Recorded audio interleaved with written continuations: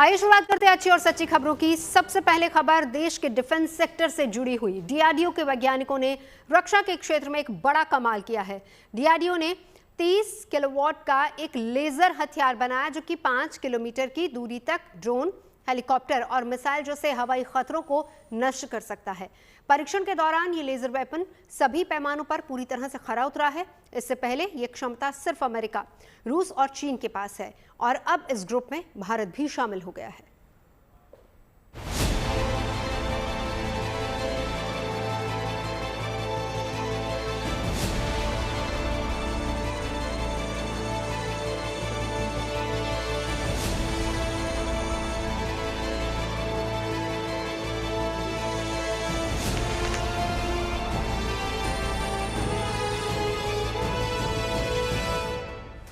बिजली जैसी रफ्तार, सटीक निशाना और पलक झपकते ही आसमान में टारगेट तबाह।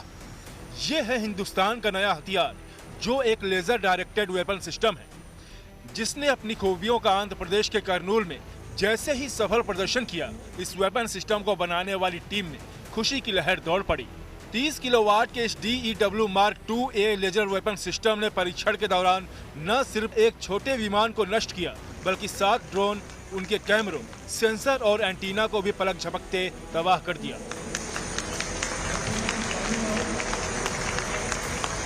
देश की सशक्त सेनाओं को आत्मनिर्भर बनाने वाले डीआरडीओ ने इस खास तरह के डायरेक्ट एनर्जी वेपन सिस्टम को बनाने की तैयारी पिछले 1 साल पहले ही शुरू कर दी थी और अलग अलग कंपनियों के जरिए इसकी लेजर बीम को और ज्यादा मजबूत और पुख्ता बनाने की तैयारी की गई।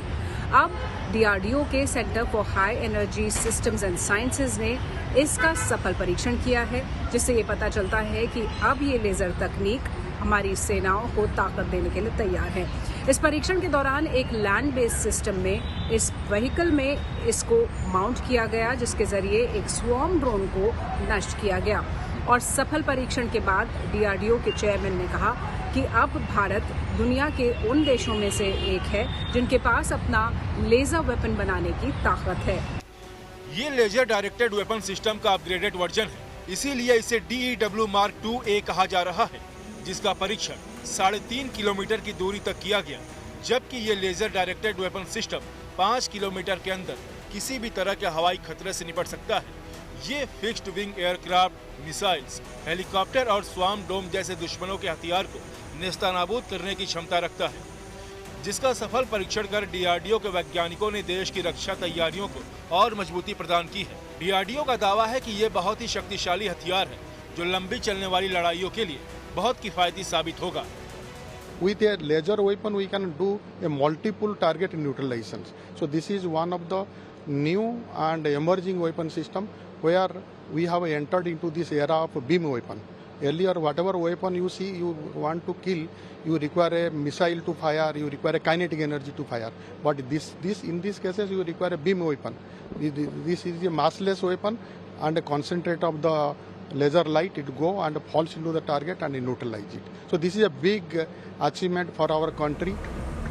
इस लेजर डायरेक्टेड वेपन सिस्टम की खासियत की बात करें तो इसमें टारगेट के लिए 360 degree electro optical infrared sensor लगे हुए हैं। इसे हवाई, रेल, सड़क या समुद्र में तैनात किया जा सकता है और बड़ी बात यह है कि इस सिस्टम में गोला बारूद या फिर रॉकेट का इस्तेमाल नहीं किया जाता है। ये सिर्फ लेजर बीम से हमला करता है और दुश्मन को इसकी भनक तक नहीं लगती। यानी युद्ध के मैदान में कम खर्च में ज्यादा बेहतर नतीजे देने में ये पूरी तरह से कारगर बताया जा रहा है। डीआरडीओ के चेयरमैन समीर वी कामत ने इसके सफल परीक्षण के मौके पर बताया कि हाई एनर्जी माइक्रोवेव और इलेक्ट्रोमैग्नेटिक पल्स जैसे दूसरे हथियारों पर भी तेजी से काम चल रहा है, जो देश को स्टार वॉर्स जैसी ताकत देंगे। This is a journey which has started today, which is a demonstration. What we gave you today is just the start of the journey. And with the synergy that this lab has achieved with other DRDO laboratories, industry and academia, I'm sure we'll reach our destination soon. This is one of the technologies, but we are also working on other high energy systems like high energy microwaves, electromagnetic pulse. So we are working on several technologies which will give us the Star Wars capability. What you saw today was one of the components of the Star Wars technologies. जिस तरह से दुनिया के विकसित देश अपनी सेनाओं के लिए एक से बढ़कर एक हाईटेक वेपन तैयार कर रहे हैं, भारत भी इसी दिशा में तेजी से काम कर रहा है, जिसकी सबसे ताजा मिसाल है ये लेजर डायरेक्टेड वेपन सिस्टम। ये न सिर्फ देश को सुरक्षित बनाएगा, बल्कि रक्षा के क्षेत्र में भारत की बढ़ती आत्मनिर्भरता का भी बड़ा प्रमाण है, क्योंकि इस तरह की तकनीक अभी तक सिर्फ अमेरिका, चीन और रूस जैसे चुनिंदा देशों के पास है, लेकिन अब इस सूची में भारत भी शामिल हो गया है। दिल्ली से शिवानी शर्मा के साथ bureau report, good news today. अब आपको महाराष्ट्र लिए चलते हैं, वहां के यवतमाल, जहां पर एक एक पेड़ ने एक किसान की किस्मत रातों रात बदल दी।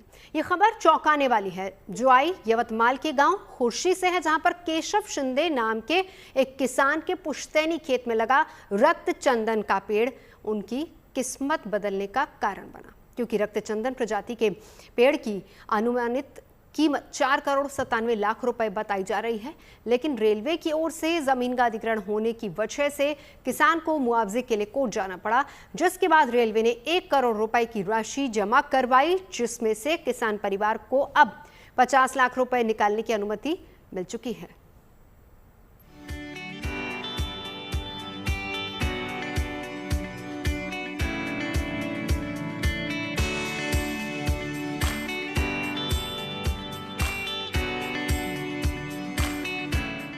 इस सूखे पेड़ को निहारते ये हैं पंजाब केशवराव शिंदे, जिनकी किस्मत इस पेड़ ने रातों रात बदल कर रख दी।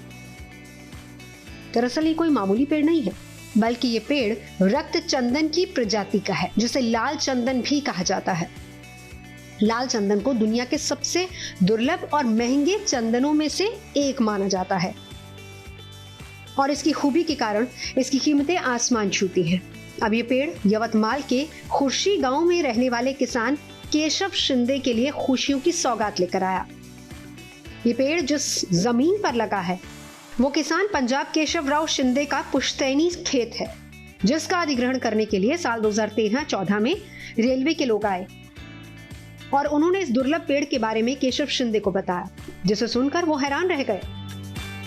माझ्या वडिलोपार्जित शेतामध्ये रक्तचंदनाचं झाड असल्याचं भूसंपादन करताना म्हणजे रस्त्याचा सर्वे करताना लक्षात आले। त्यानुसार आम्ही भूसंपादन अवॉर्डमध्ये सदर झाडाचे मूल्यांकन समाविष्ट करण्याकरिता बराच पत्रव्यवहार केला होता, परंतु आम्हाला त्याचे यश आले नाही। त्यामुळे नाईलाजास्तव आम्हाला न्यायालयात याचिका दाखल करावी लागली आणि सदर याचिका दाखल केल्यामुळे न्यायालयाने आम्हाला न्याय दिला असून आज 14 वर्ष म्हणजे जवळपास 7 वर्षाच्या नंतर आम्हाला न्यायालयाने दिलेला है। रेलवे की ओर से किसान केशव शिंदे की जमीन का अधिग्रहण तो कर लिया गया, लेकिन केशव शिंदे के मुताबिक इस पेड़ की कीमत देने से रेलवे बचने लगा, जिसके बाद केशव शिंदे ने खुद से इस दुर्लभ पेड़ का मूल्यांकन करवाया, जिसमें इसकी कीमत करीब 4,97,00,000 रुपया की गई, मगर रेलवे ने इस कीमत को मानने से इनकार कर दिया, जिसके बाद केशव शिंदे ने कोर्ट का दरवाजा खटखटाया। तब कोर्ट ने रेलवे को निर्देश दिया कि पेड़ के मूल्य के एवज में 1 करोड़ रुपए कोर्ट में जमा किए जाएं, जिसके बाद कोर्ट ने इस पैसे से 50 लाख रुपए शिंदे परिवार के खाते में जमा कराने के आदेश दिए और उन्हें ये पैसा निकालने की इजाजत भी दे दी। हेच रक्तचंदनाचे झाड आहे। सध्या उन्हाळा असल्यामुळे सगळं पानझड झालेले आहे। सदर रक्तचंदनाचं मूल्यांकन वन विभागाला उभ्या झाडाचं करताना आल्यामुळे अवॉर्डमध्ये घेण्यात न आल्यामुळे आम्ही याचिका दाखल नाईलाजास्तव आम्हाला उच्च न्यायालय नागपूर येथे याचिका दाखल करणे भाग पडले। सदर याचिका दाखल झाल्यानंतर जवळपास 8-9 नोव्हेंबर 2024 ला याचिका दाखल केली होती आणि काल 9/3/2025 रोजी न्यायालयाने निकाल दिलेला आहे। करीब 100 साल पुराने इस विशाल लाल चंदन के पेड़ का मूल्यांकन करने के लिए हाईकोर्ट की नागपुर बेंच ने 7 जुलाई 2028 तक की मोहलत दी है, ताकि मूल्यांकन के आधार पर किसान केशव शिंदे को पूरा मुआवजा दिया जा सके। जिस लाल चंदन के पेड़ ने किसान केशव शिंदे की जिंदगी बदल दी है, वो खासकर आंध्र प्रदेश, तमिलनाडु और कर्नाटक में पाए जाते हैं। लाल चंदन सबसे दुर्लभ होने के कारण तस्करों की नजर इस पर हमेशा बनी रहती है। इसी के चलते सरकार ने जंगलों में लाल चंदन पेड़ों की कटाई और इसके एक्सपोर्ट पर पूरी तरह से बैन लगा रखा है। जानकारी के मुताबिक लाल चंदन की कीमत गुणवत्ता के आधार पर 50,000 रुपए से लेकर 2 लाख रुपए प्रति किलो तक रहती है। इसका इस्तेमाल पूजा पाठ, कीमती फर्नीचर के अलावा गठिया और स्किन से जुड़े इन्फेक्शन में किया जाता है। इसकी एंटीसेप्टिक खूबियां घावों को भरने में मदद करती हैं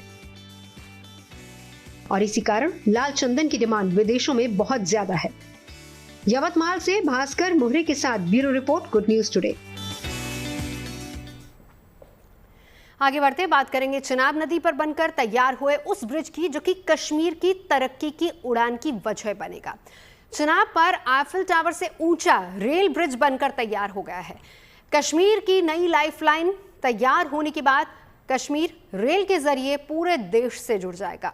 चिनाब रेलवे ब्रिज नई दिल्ली को श्रीनगर से जोड़ने के लिए बनाए जा रहे 41,000 करोड़ के Udhampur Srinagar Banihal rail link project का हिस्सा है, जो न केवल कश्मीर के विकास में मील का पत्थर साबित होगा, बल्कि इसकी वजह से कश्मीर के लिए सामाजिक और आर्थिक समृद्धि का एक नया रास्ता भी खुलने जा रहा है।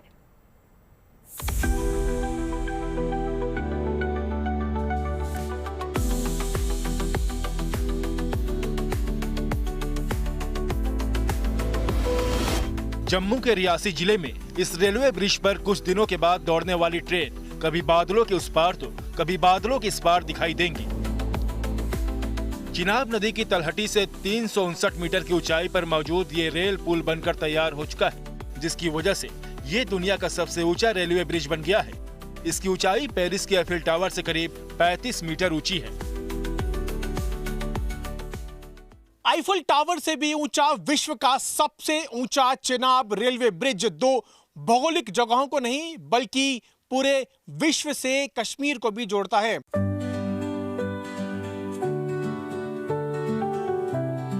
चिनाब रेल ब्रिज भारतीय इंजीनियरिंग का अजूबा है, जो जम्मू कश्मीर की करीब 1 करोड़ 60 लाख की आबादी के दशकों पुराने सपने को हकीकत में बदलने जा रहा है।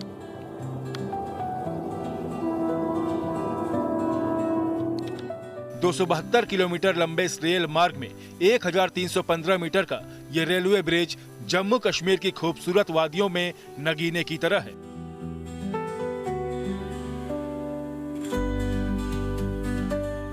इस पुल का मुख्य आकर्षण इसका आर्च है, जो 467 मीटर लंबा है। इस ब्रिज के निर्माण में तकरीबन 60,000 मीट्रिक टन स्टील का इस्तेमाल किया गया है, जो एफिल टावर बनाए जाने में इस्तेमाल किए गए स्टील का कुल 4 गुना है। चिनाब रेल ब्रिज को मजबूती देने के लिए 17 स्पैन यानी स्टील के टावर हैं। ये ब्रिज इतना मजबूत है कि 266 किलोमीटर प्रति घंटा की रफ्तार से चलने वाली हवा भी इसका कुछ बिगाड़ नहीं सकती। इसके अलावा -20 डिग्री सेल्सियस में भी ऑपरेशनल क्षमता है। इसके अलावा इस ब्रिज पर भूकंप और ब्लास्ट का असर भी बेअसर रहेगा। आपको बता दें कि इस ब्रिज को बनाने में लगभग 1 दशक का समय लगा, जिसमें 60,000 मीट्रिक टन से ज्यादा स्टील का उपयोग हुआ। 70,000 क्यूबिक कंक्रीट का भी इस्तेमाल किया गया। इसी के साथ साथ इस पूरे ट्रैक पर जो 272 किलोमीटर का है, इसमें 19 किलोमीटर का रास्ता टनल के माध्यम से और 13 किलोमीटर का रास्ता ब्रिज के माध्यम से होकर जम्मू से कश्मीर की तरफ जाता है। इस पुल के माध्यम से कई फायदे लोगों को होने वाले हैं। ऑल वेदर कनेक्टिविटी मिलने वाली है, साथ ही साथ अगर सिस्मिक एक्टिविटी जो होती है उसके मद्देनजर ये पुल काफी महत्वपूर्ण है, क्योंकि अगर भूकंप भी आता है तो उसको भी झेलने की मादा इस पुल में है। इसी के साथ साथ चिनाब नदी से 1315 मीटर ऊंचा बने होने के कारण गति से, काफी तेज गति से जो हवा बहती है उसको भी आराम से झेल सकता है पुल, और लगभग 10 सालों में इंजीनियरिंग मार्वल का ये नायाब नमूना है। 272 किलोमीटर लंबे उधमपुर श्रीनगर बारामूला रेल लिंक परियोजना में चिनाब रेलवे ब्रिज अहम पड़ाव है। अभी ट्रेन सेवा जम्मू से कटरा और संगलदान से बारामूला के बीच ही मौजूद है। पहले रियासी से संगलदान, फिर कटरा से रियासी के बीच। इस कड़ी को पूरी होने से कश्मीर को देश के बाकी हिस्सों से रेल के माध्यम से जोड़ने का सपना साकार होगा। चिनाब रेलवे ब्रिज के ट्रैक पर किसी मौसम का असर नहीं दिखेगा। तस्वीरों में आप देखिए कि रेलवे ट्रैक का एक नायाब रेलवे ट्रैक है जो ऑल वेदर कनेक्टिविटी प्रोवाइड करेगा, यानी कि अगर बर्फबारी भी होती है तब भी रेल यातायात पर कोई असर नहीं पड़ेगा। तस्वीरों में आप देख सकते हैं कैसे डबल ट्रैक के दोनों तरफ जो है जगह दी गई है कि अगर बर्फ ज़्यादा भी होती है तो बर्फ खिसकती हुई बढ़ती हुई लेफ्ट और राइट साइड में बढ़ सकती है और ट्रेन के यातायात में किसी तरह की कोई दिक्कत नहीं होगी। पिछले 10 साल में इंजीनियर्स को कई तरह की दिक्कतों का सामना करना पड़ा। विषम प्राकृतिक परिस्थितियों का सामना करने के बाद इस रेलवे ब्रिज को तैयार किया गया है। इसकी ऊंचाई कितनी है उसका आप अंदाज़ा लगाइए। तस्वीरों में आप देख सकते हैं नीचे चेनाब नदी बह रही है और इस नदी के ऊपर ये रेलवे ब्रिज बना है। इस नदी के चारों तरफ चट्टान है, चट्टानों से भरे हुए पहाड़ हैं। इन पहाड़ों को तोड़कर इस ब्रिज को बनाया गया है और इस ब्रिज के माध्यम से अब कश्मीर को पूरे भारत से जोड़ा जाएगा।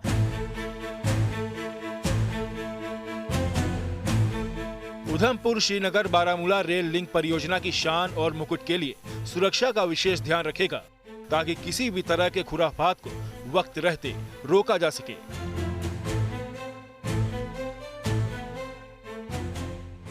इस ब्रिज के ऊपर और भी कई तरह की सुविधाएं दी गई हैं।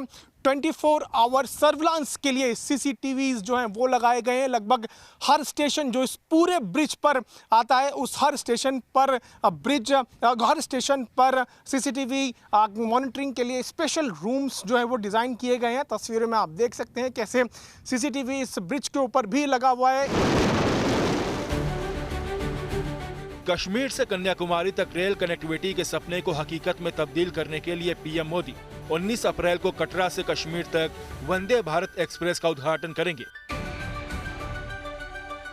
नई दिल्ली को श्रीनगर से जोड़ने के लिए बनाए जा रहे 41,000 करोड़ के Udhampur Srinagar Banihal rail link project न केवल कश्मीर के विकास में मील का पत्थर साबित होगा बल्कि रेल मार्ग से देश के दूसरे हिस्सों को कश्मीर से जोड़कर सामाजिक और आर्थिक समृद्धि का नया रास्ता भी खोलेगी। रेल मार्ग की वजह से किसानों और व्यापारियों के नए अवसर भी पैदा होंगे और सैलानी भी आसानी से घाटी पहुंच पाएंगे। इस तरह कश्मीर के विकास को नई रफ्तार मिलेगी। यही नहीं, वो भावनात्मक रूप से देश से और मजबूती से भी जुड़ेगा। जम्मू से पीयूष मिश्रा के साथ bureau report, good news today. अब वो खबर जो आपको सहूलियत देने वाली है, आपके सफर को आसान बनाएगी खबर। तो दिल्ली और मेरठ रैपिड रेल का जिक्र हम कर रहे हैं कि आखिर दिल्ली सेक्शन पर नमो भारत ट्रेनों का ट्रायल शुरू हो चुका है। यानी कि अब जल्दी नमो भारत ट्रेनें मेरठ से लेकर दिल्ली की सराय काले खां स्टेशन तक दौड़ती नजर आएंगी।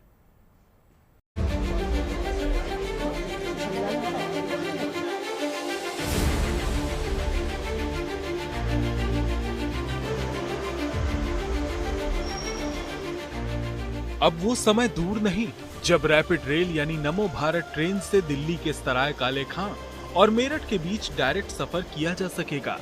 वैसे तो रैपिड रेल पहले ही मेरठ से दिल्ली के न्यू अशोक नगर तक का सफर करवा रही है, लेकिन अब ये ट्रेन जल्दी ही दिल्ली में अपने आखिरी मुकाम यानी सराय काले खां स्टेशन तक चलने वाली है। इसके लिए Delhi Ghaziabad Meerut rapid rail corridor के न्यू अशोक नगर से सराय काले खां स्टेशन के बीच नमो भारत ट्रेन का ट्रायल रन शुरू कर दिया गया है। ये ट्रायल शनिवार रात से शुरू किया गया। इसके तहत धीमी गति से डाउन लाइन पर मैनुअल मोड में चलाया जाएगा। ट्रायल रन के दौरान नमो भारत ट्रेन ने पहली बार यमुना नदी को पार किया। नमो भारत के लिए इस लाइन पर यमुना पार करने के लिए 1.3 किलोमीटर लंबा पुल बनाया गया है। 32 खंभों वाले पुल का 626 मीटर हिस्सा यमुना नदी के ऊपर है। Sarai Kale Khan Delhi Meerut rapid rail corridor की शुरुआती स्टेशन है। इसका निर्माण कार्य तेजी से चल रहा है। यात्रियों की सुविधा के लिए यहाँ पर 12 एस्केलेटर और 4 लिफ्ट लगाई गई हैं। स्टेशन के एंट्री पॉइंट को भी अंतिम रूप दिया जा रहा है। ये स्टेशन दिल्ली मेट्रो की pink line, Hazrat Nizamuddin railway station, वीर हकीकत राय ISBT और रिंग रोड बस स्टैंड से जुड़ा है। इसके कारण सराय काले खां दिल्ली में ऐसा व्यवस्थित रहने वाला ट्रांसपोर्ट हब बनने जा रहा है, जहां से लंबी दूरी की रेल, मेट्रो और सड़क मार्ग से आवागमन की सुविधा मिलेगी। न्यू अशोक नगर से सराय काले खां तक नमो भारत सेवा चालू होने से मेरठ से यहां तक पहुंचना बेहद आसान हो जाएगा। NCRTC यानी national capital region transport corporation के Delhi Ghaziabad Meerut rapid rail corridor की लंबाई 82 किलोमीटर है। फिलहाल इसके न्यू अशोक नगर से मेरठ साउथ तक के सेक्शन पर नमो भारत ट्रेनें चल रही हैं। इसके आनंद विहार और न्यू अशोक नगर के बीच दिल्ली वाले सेक्शंस में ट्रेनें 14 किलोमीटर की दूरी तय करती हैं। न्यू अशोक नगर से सराय काले खां तक नमो भारत सेक्शन की दूरी करीब 4.5 किलोमीटर है, जो इस कॉरिडोर का बहुत छोटा सा हिस्सा है। ट्रायल रन पूरा होने और सुरक्षा संबंधित क्लियरेंस मिलने के बाद न्यू अशोक नगर से सराय काले खां तक नमो भारत ट्रेनें चलने लगेंगी।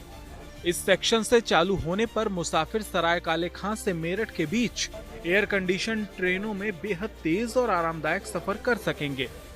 उम्मीद है कि इस साल के अंत तक ये ट्रेन सेवा पूरी तरह से चालू हो जाएगी और दिल्ली से मेरठ के बीच यात्रा 1 घंटे से भी कम समय में पूरी की जा सकेगी।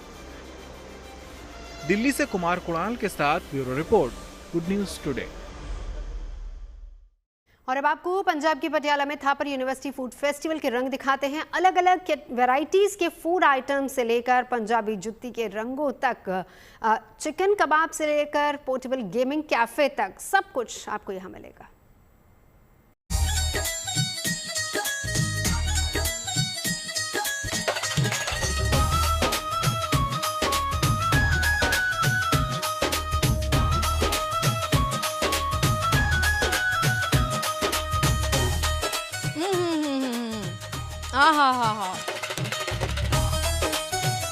पटियाला में मैं इस वक्त हूँ थापर यूनिवर्सिटी में, जहाँ पर चल रहा है द मेगा फूड फेस्टिवल।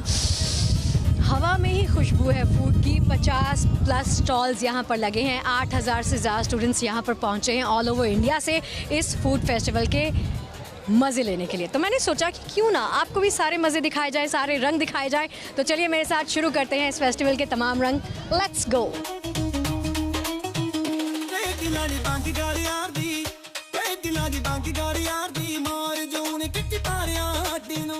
कौन होगा आखिर वो लकी विनर जिसको मिलेगा मेरे हाथ का रेशमी चिकन कबाब? अभी हम जानेंगे गुड न्यूज़ टुडे पर कि शगुफ्ता ने आज रेशमी चिकन कबाब किसको बनाकर खिलाया है, किसको परोसा है। Let's see guys, who is interested in chicken reshmi kebab? It's for you. What's your name? Aditi. Taste करके बताओ मुझे कैसा बना है। She has to taste. Absolutely amazing. Yes. You like chicken? Yeah, I love chicken. इस लाइन को देखिए, इन बच्चों को देखिए, इन स्टूडेंट्स को देखिए जिनको भूख लगी हुई है और ये टेस्ट करना चाहते हैं रेशमी चिकन कबाब।